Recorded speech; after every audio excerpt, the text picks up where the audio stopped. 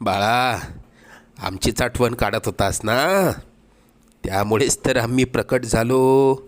अरे मायबाप मानतोस ना आम्हाला, मग तुला पैशांची गरज असताना सांगायचं ना. कोणापुढेही हात पसरू नकोस. लोक 2-4 हजारांची मदत करतीलही, पण तुझ्या मागे सर्वांना तुझी मजबुरी हसत सांगतील. आता तुला कोणापुढे हात पसरण्याची वेळच येणार नाही.